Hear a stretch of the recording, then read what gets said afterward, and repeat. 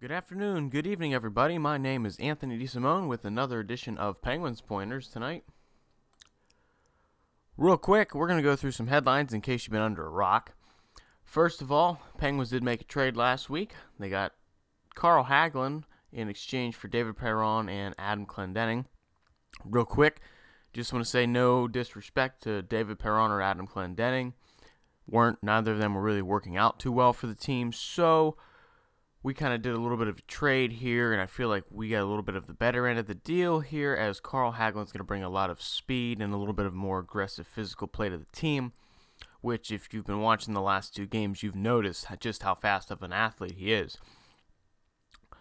On the other hand, David Perron, first night in Anaheim, gets a goal, breaks his 19-game goalless streak, so maybe the trade's beneficiary for all parties involved. But either way, trade was made.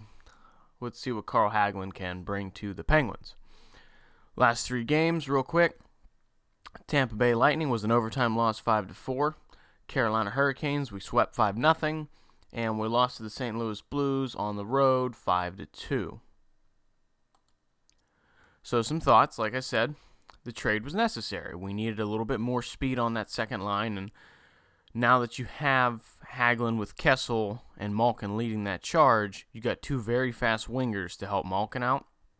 I think that's going to become a little bit of a dangerous line once they get into the groove and Hagelin gets a little bit of better understanding of the way Malkin and Kessel play. So look out for that second line. The team as a whole is still on a roller coaster. We've had this problem in previous seasons. We're still having this problem now, where we'll play a really solid hockey game, and then the next night we just go out, or the next game even, and we just lose. Like, it's not even like a contest. We just lost.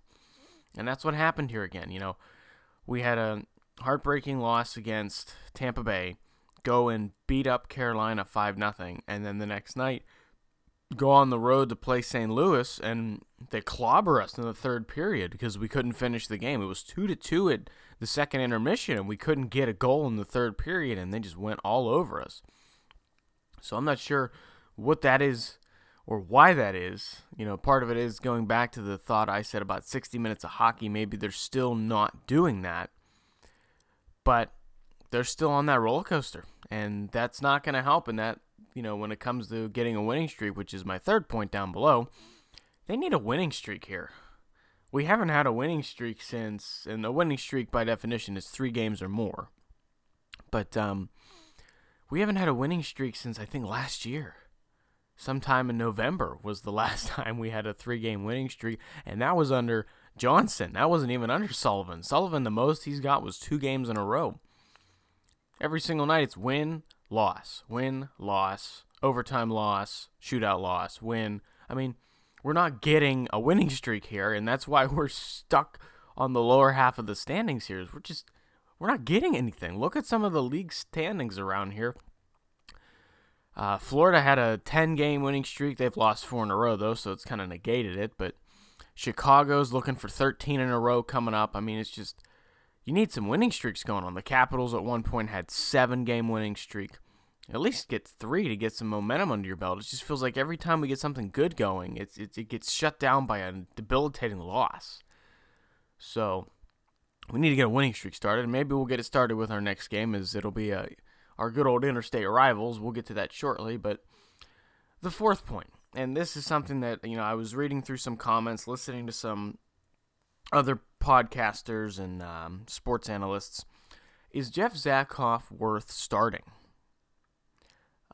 Some people say no because of the way he's played in games. Some people say yes because of the numbers. But let me put this into perspective for you. Fleury's numbers are, his goals against average is .228, and Fleury's save percentage is a .925. Jeff Zatkoff, his goals against average is .277. That means he only gives up about 2 to 3 goals a night, in case you're not wondering what goals against average is. And his save percentage is at .918. So the numbers really aren't that far from Fleury's, considering he's a backup. His record, I believe, is 3-5 or 3-6-1. I can't remember if he's got a 6th loss or not. But everybody looks at the performance of St. Louis where we lost 5-2, and nobody points the finger at the fact that the defense got broken through on 2 of those goals where there were 2 defensemen and 1 forward coming up against them, and the defenseman just let him in. Zatkoff is a decent goaltender. He's not great, but he's decent, and he can do the job when given a proper defensive strategy to work with when Fleury's not in net.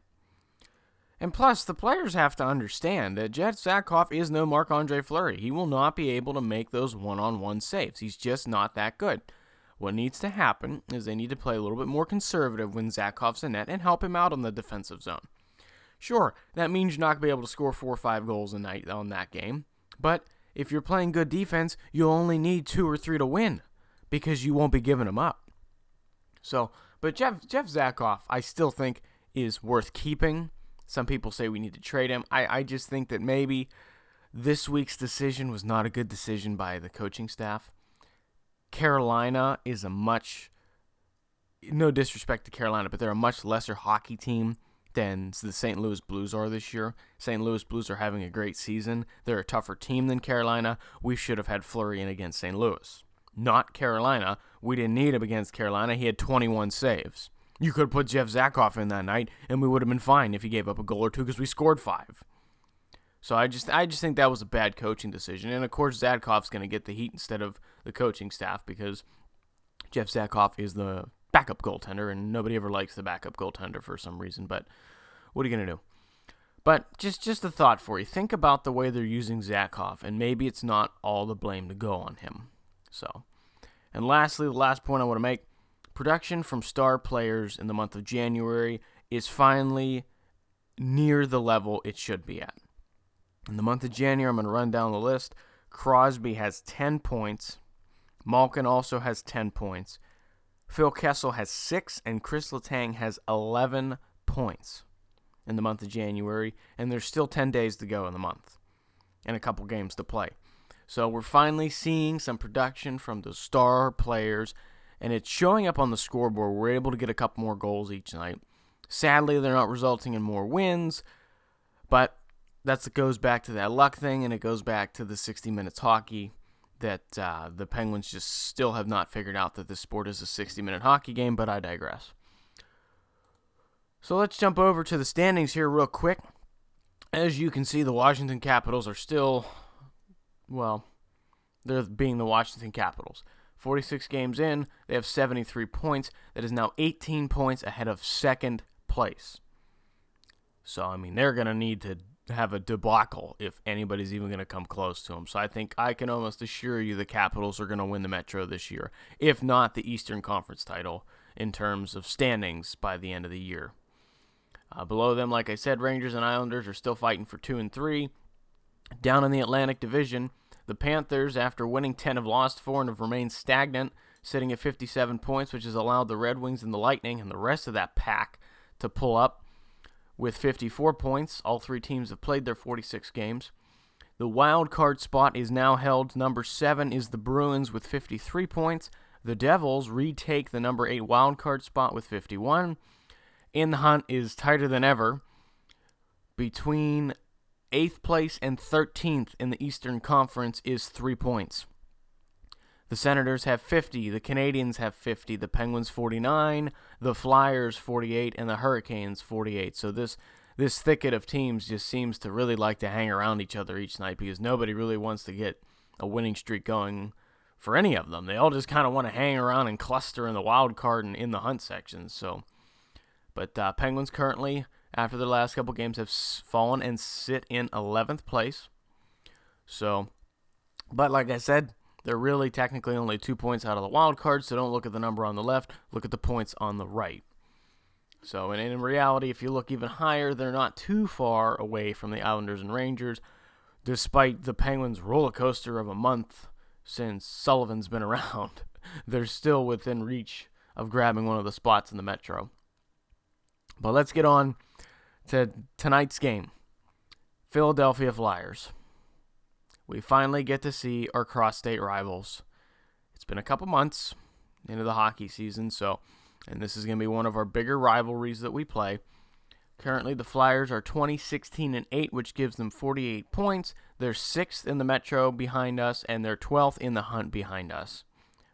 But they're only behind us by 1 point, so a win does not help us. We'll fall to 12th. An overtime loss will tie us, but they'll have the tiebreaker, so it would be nice if the Penguins could win tonight.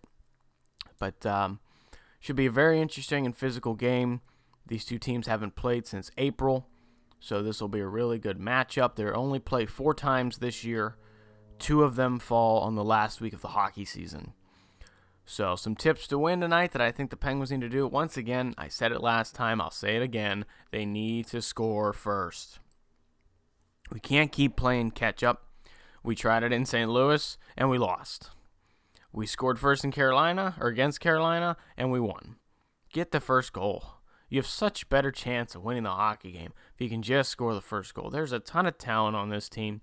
Throw caution to the wind in the first 5 minutes and try to get that first goal. Just try.